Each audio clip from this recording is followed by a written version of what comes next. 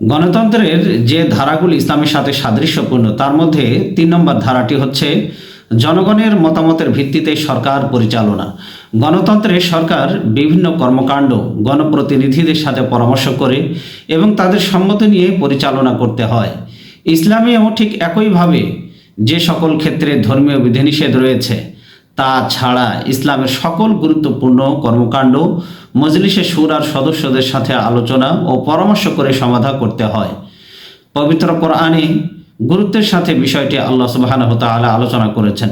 আল্লাহ তাআলা তার প্রিয় মুমিন বান্দাদের কর্মনীতির বিবরণ দিতে গিয়ে তিনি বলেছেন, ওয়া আমরুহুম শুরা বাইনাহুম, তাদের কার্যক্রম পারস্পরিক পরামর্শ এর ভিত্তিতে পরিচালিত হয়। অর্থাৎ মুমিনদের একটি অন্যতম গুণাবলী হচ্ছে তাদের কার্যক্রম পারস্পরিক পরামর্শের ভিত্তিতে পরিচালিত হয়।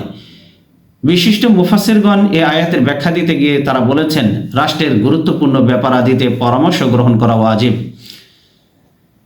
তাছাড়া কোনো রাষ্ট্রপ্রধান যদি কোনো সময় নিজেকে পরামর্শের ঊর্ধ্বে মনে করেন কিংবা এ ধরনের লোকদের সাথে পরামর্শ করেন যারা পরামর্শ দেওয়ার উপযোগী নয়, তাহলে এমন রাষ্ট্রপ্রধানকে অপসারণ করা শরীয়তের দৃষ্টিতে অপরিহার্য।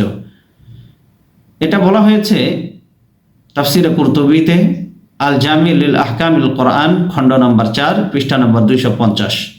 সাইয়েদনা উমর ফারুক রাদিয়াল্লাহু তাআলা আনহু তিনি বলেন, লা খিলাফাতা ইল্লা আন মাশওয়ারাতিন, পরামর্শ ছাড়া খেলাফত হতে পারে না।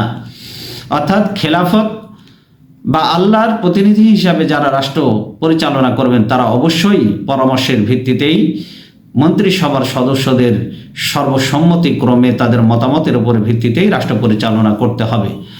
আল্লাহ তাআলা তার রাসূল সাল্লাল্লাহু আলাইহি ওয়াসাল্লামকেও সাহাবায়ে কেরামদের সাথে পরামর্শ করে কার্য সম্পন্ন করার নির্দেশ দিয়েছেন। অথচ আল্লাহ তাআলা ইচ্ছে করলে ওহীর মাধ্যমে প্রতিটি সমস্যার এবং এই বিষয়ের সঠিক সিদ্ধান্ত রাসূল সাল্লাল্লাহু আলাইহি ওয়াসাল্লামকে জানিয়ে দিতে পারতেন। আল্লাহ তাআলা বলেন, ওয়াশাবিরহুম ফিল আমর ফাইজা আযামতা ফাতাওয়াক্কাল আলাল্লাহ, গুরুত্বপূর্ণ বিষয়ে আপনি পরামর্শ করুন। ওয়াশাবিরহুম ফিল আমর, প্রত্যেকটি গুরুত্বপূর্ণ বিষয়ে আপনি পরামর্শ করুন। ফাইজা আযামতা ফাতাওয়াক্কাল আলাল্লাহ, যখন আপনি কোনো কাজের চূড়ান্ত সিদ্ধান্ত গ্রহণ করে ফেলেন, ফাতাওয়াক্কাল আলাল্লাহ, আল্লাহর উপরে আপনি ভরসা করুন। এটা বলা হয়েছে আল কোরআনের 3 নম্বর সূরা আলী ইমরানের 159 নম্বর আয়াত। এই নির্দেশের পিছনে একমাত্র উদ্দেশ্য হচ্ছে উম্মতের মাঝে পরামর্শ গ্রহণ এবং এর ভিত্তিতে সিদ্ধান্ত গ্রহণের সুন্নত প্রতিষ্ঠা করা, যাতে তারা সমাজ ও রাষ্ট্রের সর্বক্ষেত্রে স্বেচ্ছাচারের ও স্বৈরাচারের পথ পরিহার করে ইসলামের অনাবিল ও সুন্দর পরামর্শ নীতির আলোকে তারা দেশ পরিচালনা করতে পারে এবং এই পরামর্শ নীতির ওপরে তারা যেন অটল অবিচল থাকতে পারে। রাসূল সাল্লাল্লাহু আলাইহি ওয়াসাল্লাম নিজে আল্লাহ তাআলার নির্দেশ এত কঠোরভাবে পালন করতেন যে তিনি সরাসরি আল্লাহর নির্দেশ রয়েছে এমন কোনো বিষয় ছাড়া অন্য যে কোনো বিষয়ে পরামর্শ ভিত্তিক কাজ করতেন। চাই তা সামরিক ব্যাপার হোক বা রাষ্ট্রীয় বা সামাজিক যে কোনো সমস্যাই হোক না কেন, তিনি পরামর্শ ছাড়া কোনো কাজ করতেন না। তিনি গণ্যমান্য মুহাজির ও আনসারদের নেতৃবৃন্দের সাথে পরামর্শ গ্রহণ করে সিদ্ধান্ত গ্রহণ করতেন। সাইয়েদনা আবু হুরায়রা রাদিয়াল্লাহু তাআলা আনহু তিনি বলেন, মা রাআইতু আহাদান কাত্তু, আমি কাউকে দেখিনি কানা আকসারা মাশওয়ারাতান ইল্লা লি আসহাবিহি মিন রাসূলিল্লাহি সাল্লাল্লাহু আলাইহি ওয়াসাল্লাম। সাইয়েদনা আবু হুরায়রা রাদিয়াল্লাহু তাআলা আনহু বলেন, মা রাআইতু আহাদান কাত্তু কানা আকসারা মাশওয়ারাতান লি আসহাবিহি মিন রাসূলিল্লাহি সাল্লাল্লাহু আলাইহি ওয়াসাল্লাম, আমি রাসূল সাল্লাল্লাহু আলাইহি ওয়াসাল্লামের চাইতে অন্য কাউকে অধিক পরামর্শ গ্রহণকারী হিসেবে দেখতে পাইনি। অর্থাৎ সাহাবায়ে কেরামদের মধ্যে আল্লাহ রাসূল সাল্লাল্লাহু আলাইহি ওয়াসাল্লামই ছিলেন সবচাইতে বেশি পরামর্শ গ্রহণকারী ব্যক্তি। তার চাইতে এত বেশি পরামর্শ গ্রহণকারী কোনো ব্যক্তিকেই আমি দেখতে পাইনি। এটা রাসূল সাল্লাল্লাহু আলাইহি ওয়াসাল্লাম বলেছেন।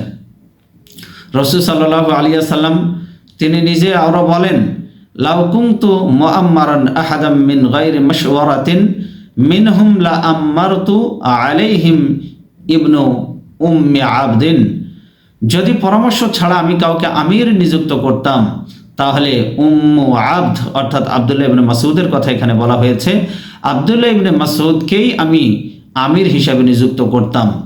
লাউ কুনতু মুআম্মারান আহাদাম মিন গায়রি মাশওয়ারাতিন মিনহুম লা আম্মারতু আলাইহিম ইবনা উম্মি আবদিন। নবীজি সাল্লাল্লাহু আলাইহি ওয়াসাল্লাম বলছেন, যদি পরামর্শ ছাড়া আমি কাউকে আমির নিযুক্ত করতাম তাহলে উম্মু আবদ অর্থাৎ আব্দুল্লাহ ইবনে আব্বাসকেই আমি আমির হিসেবে নিযুক্ত করতাম। খলাফায়ে রাশিদুন রিদওয়ানুল্লাহি তাআলা আলাইহিম আজমাইন এই রাষ্ট্রের প্রতিটি কর্মকাণ্ড পারস্পরিক পরামর্শের ভিত্তিতে পরিচালনা করতেন। রাষ্ট্রের নীতি নির্ধারণ ও শাসন কার্য পরিচালনার ব্যাপারে সাহায্য করার জন্য তাদের একটি নিয়মিত পর্ষদও ছিল। একে মজলিসে শুরা পরামর্শ পরিষদ বলা হতো। মুহাজির ও আনসারদের বয়োবৃদ্ধ ও জ্ঞানী ব্যক্তিবর্গ, বেদুইন নেতৃবৃন্দ যেগুলো ছিল, মুহাজির ও আনসারদের মধ্যে বয়োবৃদ্ধ জ্ঞানী ব্যক্তিবর্গ, বেদুইন নেতৃবৃন্দ, মদিনার বিশিষ্ট নাগরিকদের সমন্বয়ে এটি গঠিত হতো। খলিফাগণ এই পরিষদের পরামর্শ অনুযায়ী শাসন কার্য পরিচালনা করতেন। সাধারণত তারা সর্বসম্মত মতের ভিত্তিতে সিদ্ধান্ত গ্রহণ করতেন। তারা এককভাবে খেলাফতের গুরুত্বপূর্ণ কোনো বিষয়ে সিদ্ধান্ত নিতেন না। আল্লাহ সুবহানাহু ওয়া তাআলা আমাদেরকেও রাষ্ট্রের যে কোনো বিষয়ে গুরুত্বপূর্ণ ব্যক্তিদের সাথে যে বিষয়ে সিদ্ধান্ত নেবে সেই বিষয়ে অভিজ্ঞ ব্যক্তিদের সাথে, পারদর্শী ব্যক্তিদের সাথে পরামর্শের ভিত্তিতে আমরা যদি সে কাজ করতে পারি, আল্লাহ সুবহানাহু ওয়া তাআলা সেই কাজে আমাদেরকে বরকত দান করবেন এবং আমরা রাষ্ট্রকে অনন্য এক সফলতার শীর্ষ চূড়ায় নিয়ে যেতে পারবো। আল্লাহ আমাদেরকে তৌফিক দান করুন। হাযা মা ইনদি ওয়াল ইলমু ইনদাল্লাহ আলাইহি তাওয়াক্কালতু ওয়া ইলাইহি উনীব।